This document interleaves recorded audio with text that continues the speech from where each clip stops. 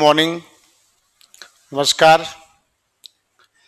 आज स्वागत की कड़ी में रेखा चौधरी राजस्थान न्यायिक सेवा 2024 में अभी जो परिणाम घोषित हुआ है उसमें रेखा चौधरी ने 12वीं रैंक प्राप्त की है, 12th रैंक प्राप्त की है।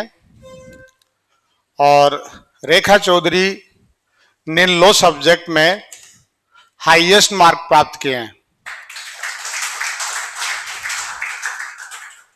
रेखा चौधरी के सिविल पेपर में 62.5 मार्क्स आए हैं और इतने ही 62.5 मार्क्स क्रिमिनल पेपर में आए हैं, यानी दोनों पेपर में 62.5 और 62.5, 62.5 एंड 62.5 ऐसे नंबर आपको कॉम्बिनेशन मिलेगा नहीं।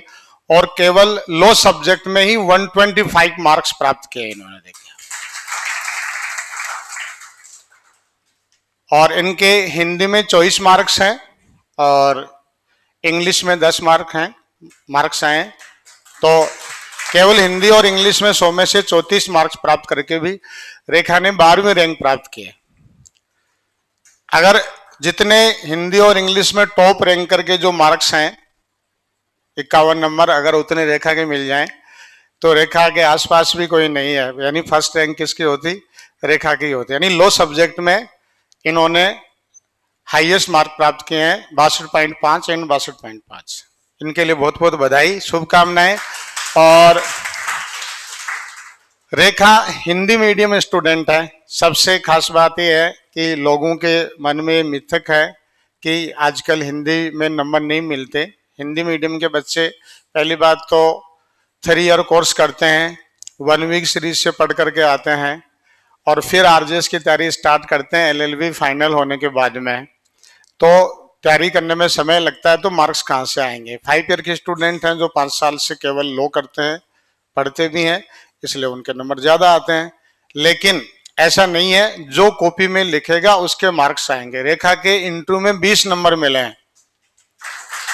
ये यहाँ जब मॉक इंटरव्यू दे रही थी तब कि सर मेरा इंटरव्यू अच्छा होगा कि नहीं होगा, फिर उन्होंने आकर के मुझे बताया कि सर मेरे लो तब पूछा अच्छा हुआ, बाद में प्रैक्टिकल बेस्ड क्वेश्चन पूछे इस प्रकार के। तो मैंने कहा कॉन्फिडेंस पूरा था कि पूरा था, तो मैंने कहा नंबर अच्छे मिलेंगे। और जब रिजल्ट आया, जब इन्होंने बताया कि मेरे 20 नंबर मिले। और रेखा का ये 3rd अटेम्प्ट था, रेखा चौधरी का ये 3rd अटेम्प्ट था। इसका प्रीलिम्स नहीं हुआ था, प्री एग्जाम नहीं हुआ था। ये सर मेरे पास है कि सर मेरा प्री एग्जाम नहीं हुआ, 1-2 नंबर कम रह गए। अप्रैल 2022 में रेखा चौधरी और एक इनके साथ 2 लड़कियां और थी, एक का नाम पूजा और एक का क्या नाम था? ट्विंकल। 3 लड़कियां थी।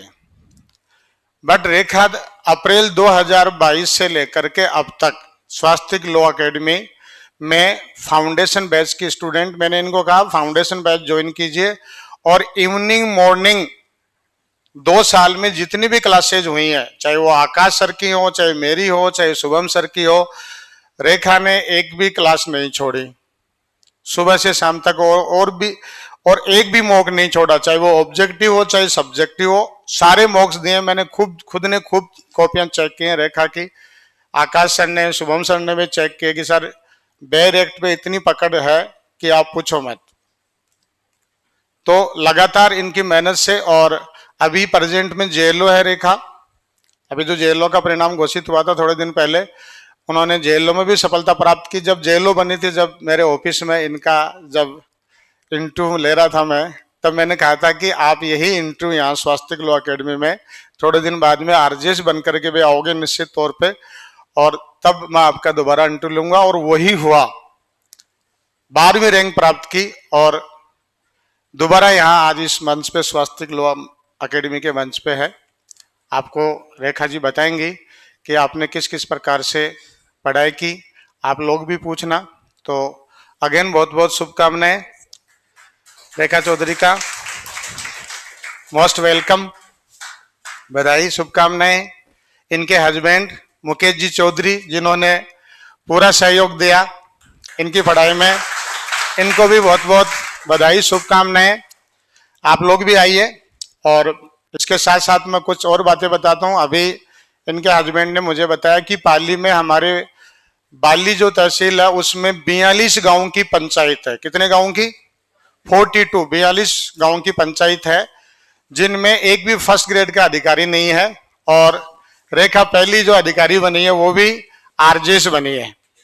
जब पिछले 4-5 दिन से इनके गांव में ससुराल और घर आमने सामने ही है इनका, तो ये कह रहे हैं कि मेरे गांव में जगह जगह पियर में ससुराल में प्रोग्राम हो रहा है। जैसे मैंने आपको बताया था, लेडीज आती हैं और मुझे बधाई दे रही हैं, नाच गाना हो रहा है, और कि चलो देखो तुम इसलिए जीती कि हमने आपको वोट दिया था। ऐसे क्षेत्र से बिलोंग करती है। तो बहुत बहुत बधाई, शुभकामनाएं। और रेखा ने लॉ में इतने मार्क्स कैसे प्राप्त किए वो आपको खुद रेखा बताएगी।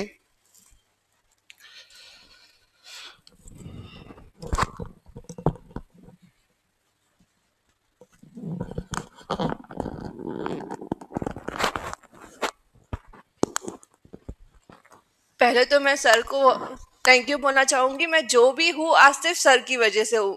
मुझे इतना टाइम हो गया पढ़ते हुए, मैं कभी इस गेट से एंटर नहीं हुई। मैंने सोच रखा था जिस दिन मेरा सिलेक्शन होगा ना तभी मैं इस गेट से एंटर करूंगी। मैंने हमेशा सर को या फिर जो सेलेक्टेड कैंडिडेट थे उनको ही आते देखा था। तो उस दिन से मैंने सोचा था जिस दिन मेरा सिलेक्शन हुआ उस दिन मैं आऊंगी, और आज वो दिन आया है। और मैं यही कहना चाहूंगी, सर जो पढ़ाए जैसे पढ़ाए आंख बंद करके भरोसा कर लो। सर आप खुद पढ़ रहे हो सेक्शन पे, सर की जितनी अच्छी कमांड है ना किसी की भी नहीं है। जितना पढ़ा है उसको आंख बंद करके भरोसा करो। मैं बैठती थी यहाँ पे, आकाश सर का सिलेक्शन हुआ, राहुल सर का सिलेक्शन हुआ, वो सब बोलते थे सर का विश्वास जीत लो आप आरजेएस बन गए। तो मैंने उस दिन सोच लिया मैं सर का विश्वास जीत के रहूंगी। मैं सारे पेपर देती थी, अपना 100% देती थी कि सर की मैं नजरों में आ जाऊं। मैं सारे पेपर होने से पहले सर को कॉल करती थी, सर मेरा पेपर है, आप मेरे को बस ऑल द बेस्ट बोल दो मेरा हो जाएगा। पेपर होने के बाद में सर से डिस्कस करती, सर मेरा पेपर अच्छा नहीं हुआ, ये नहीं हुआ। सर बोले कि तुम 100% बनोगी। और रियल में जो भी हूं ना मैं सिर्फ सर की वजह से हूँ। आप जैसा पढ़ाए सर अच्छे से पढ़ो, सारे पेपर दो, अपनी ईमानदारी रखो, बाकी फिर ऊपर वाले पे छोड़ दो। Thank you so much sir. Online किसी का कुछ पूछना है? Hello ma'am. Hello. Congratulations ma'am. Thank you. Ma'am मुझे ये पूछना था कि आपने लॉ कैसे पढ़ा, मतलब सर पढ़ाते हैं उसके बाद आप घर पे जब कैसे पढ़ते थे? मैं तो वही रिवाइज करती थी जो सर ने क्लास में पढ़ाया ना, ना कोई एक्स्ट्रा नोट्स लेती थी ना कोई एक्स्ट्रा केस लो। सर ने लिखाया वो बहुत है, जितना सर ने एक्ट पे कमांड आपकी अच्छी कर सकता है ना कोई नहीं कर सकता। बस उसी को बार बार पढ़ो, नया पढ़ने जाओगे कुछ समझ में भी नहीं आएगा। Okay ma'am. मैम जैसे आप सारा, जैसे जो लैंग्वेज होती है किसी सेक्शन की, तो आप वो सारी लैंग्वेज पढ़ते थे मतलब, या सिर्फ वो इम्पोर्टेंट टर्म्स जो होते हाँ थे वो? देखो, सारी लैंग्वेज तो याद होने से रही, इतना तो कोई अपना माइंड कंप्यूटर जैसा है नहीं। जो कीवर्ड है वो निकाल लो, बाकी सर अंडरलाइन भी करवाते हैं ना कि ये सेक्शन इंपॉर्टेंट है, वो अच्छे से कर लो। और जो सर बोले कि ये इंपॉर्टेंट नहीं है उसको फिर रहने दो, उस हिसाब से ही करो। Okay ma'am. Thank you ma'am. और किसी को? कॉन्ग्रेचुलेशंस रेखा दीदी। Thank you. मैं आपको डेली ना कोचिंग में देखती थी, आप आते थे, आप पीछे वाली रो में बैठते थे, मैं उससे आगे वाली में बैठती थी। और ना मैंने आपका एक वीडियो देखा था, आपके गांव का था, उसमें मतलब आपने घूंघट कर रखा है, वो उस वीडियो हाँ ने बहुत इंस्पायर किया, बहुत हाँ, तो ज्यादा। हमारे आज भी घूंघट चलता है, आप ऐसे बहू खड़ी नहीं रह सकती। मतलब एजुकेशन की इतनी कमी है कि औरतें बोलती देखो इलेक्शन में जिताया हमने, इतना वोट दिया, तो क्या बोलना उनको। पर कोई नहीं, अब कुछ सुधार आएगा उसमें। मैं आज आ नहीं पाई कोचिंग में, तो ना मेरे को बहुत धोखा हो रहा है ऐसे कि मेरे को आना चाहिए था, मुझे मिलना था आपसे। कोई बात नहीं, आप जब भी फ्री हो कॉल कर सकते हो मुझे। बिल्कुल मैम, मैं आपको करूंगी। थैंक यू सो मच दीदी। Thank you. हाँ, मैंने शुभम सर से भी क्लासेस लिए। शुभम सर जितना आपको इजी करके पढ़ा सकते हैं ना लैंग्वेज में, एक पूरे सेक्शन के सिर्फ वो 2 लाइन में आपको इजी करके पूरा समझा देंगे। तो क्लासे पूरी अटेंड करो, कोई क्लास मत छोड़ो। सर से अच्छा आपको एक्ट कोई नहीं पढ़वा सकता। सर ने जितना डीपली एक एक वर्ड समझाया, एक एक सेक्शन मेरे कॉन्सेप्ट क्लियर नहीं थे मैं जब यहाँ पे आई थी ना। हाँ, मैं जब यहाँ पे आई थी मेरे कॉन्सेप्ट क्लियर नहीं थे, आईपीसी मेरे को प्रॉब्लम थी, मैं घूम जाती थी। मेरे को आकाश सर आई थी, मैं सेकंड डे हुआ था मेरे को आते ही, सर ने मेरे को कॉन्टेक्ट में प्रॉब्लम पूछ ली, मेरे को लगा ये पढ़ना था क्या, ऐसे भी पढ़ते हैं क्या इसको। जो भी मेरे कॉन्सेप्ट मेजर एक्ट में माइनर में, वो सिर्फ सर की वजह से, सीपीसी या आरपीसी पे सर की इतनी अच्छी कमांड है कि आपको खुद को समझ में आएगा कि कोई आपको अगर बड़ी से बड़ी प्रॉब्लम दे ना, समझ जाओगे कि हाँ क्या पूछ रहा है। सर को फॉलो करो, सर जैसे बोले वैसे पढ़ो, उसके आगे अपना दिमाग मत करो अप्लाई।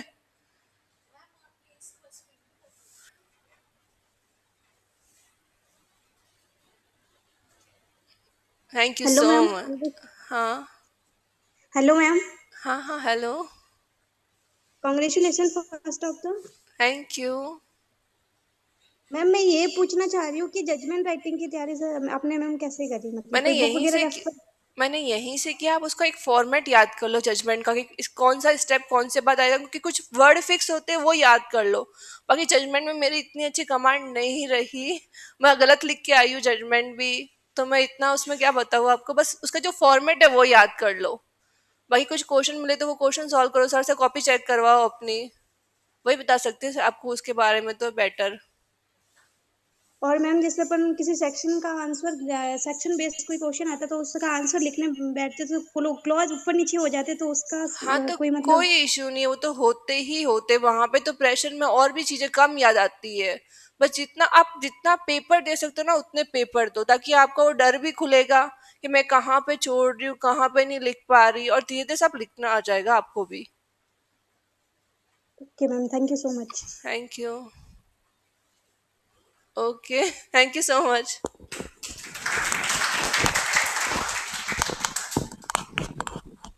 चलिए, रेखा चौधरी ने आपको बताया। आप देखिए कि मेरे जजमेंट वाला पार्ट भी इतना अच्छा नहीं हुआ था, तो आप सोचिए लो वाला बाकी पार्ट इनका कितना अच्छा हुआ होगा कि हाईएस्ट नंबर लेकर के आई है। और जजमेंट वाला पार्ट भी आप सोचिए कि अगर वो ठीक से हो जाए तो यही जो स्कोर है आपका 70-70 हो सकता है। पेपर पूरा अटेम्प्ट होना चाहिए, टाइम से अटेम्प्ट होना चाहिए, और ये प्रैक्टिस आपकी तभी होगी जब आप डेली पेपर लिखोगे। मैं आपको बता रहा हूँ कि जैसे राइटिंग की बात बता रही थी रेखा, तो राइटिंग ज़्यादा इतनी अच्छी नहीं थी। आकाश भी बोलता था, मैं भी बोलता था, मैंने कहा आप थोड़ा राइटिंग में काम करो। मेजर एक्ट, यहाँ स्वास्थ्य लॉ अकेडमी मेजर एक्ट है, टीपी है, लिमिटेशन है, ये मैं पढ़ाता हूँ। बाकी माइनर एक्ट पहले आकाश सर पढ़ाते थे, अब शुभम सर पढ़ा रहे हैं। तो जब भी हम कॉपी चेक करते मैंने कहा आप राइटिंग में थोड़ी सुधार करो। हालांकि थोड़ी बहुत इन्होंने सुधार की, बट राइटिंग आपकी ऐसी तो होनी चाहिए कि सामने वाला उसको आसानी से पढ़ ही सके। अगर आप खुद ही नहीं पढ़ सके लिखने के बाद में तो नंबर कहाँ से मिलेंगे।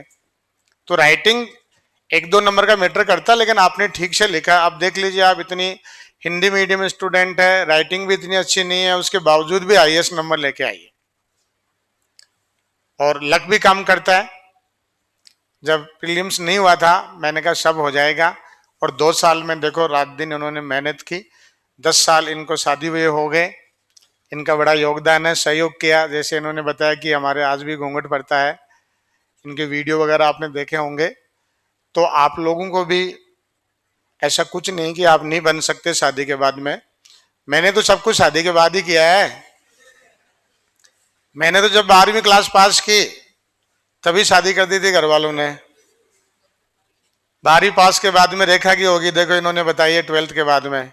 तो मैंने भी आज यहाँ तक मैं पहुंचा हूँ सब कुछ शादी के बाद ही किया है। रेखा ने बताया कि मेरी भी 12वीं के बाद में होगी। रेखा ने भी देखे आप, क्योंकि जिस क्षेत्र से बिलोंग करती हैं, तो जैसे इन्होंने बताया कि 42 गाँव की पंचायत में, 42 गाँव की पंचायत में फर्स्ट ग्रेड कोई अधिकारी नहीं है। पहले आरजीएस बनी है वहां पर, देखिए अधिकारी के रूप में। तो पढ़ने वाला होना चाहिए, मेहनत करने वाला होना चाहिए, कोई चाहे किसी भी क्षेत्र से बिलोंग करो। और आरजेएस एक दिन अगर उसको बनना ही है तो निश्चित तौर से सफल होता है। जेलो भी बनी रेखा और आरजेएस भी बनी। देखिए आप 2 साल कठिन परिश्रम किया, उसके बाद में जेलो एग्जाम दिया, वो पास हुई, आरजेएस एग्जाम दिया, वो पास हुई। इतनी तैयारी करने के बाद में कोई भी एग्जाम हो, जेलो हो, एपी हो, आरजेएस हो, कोई एग्जाम रुकता नहीं है। फिर आपको हर एग्जाम में फाइनल सिलेक्शन होता है आपका, आपकी तैयारी अगर आपकी कंप्लीट है। ठीक है, आप कुछ कहना चाहेंगे? चलिए, थैंक यू, बहुत बहुत बधाई रेखा को, शुभकामनाएं।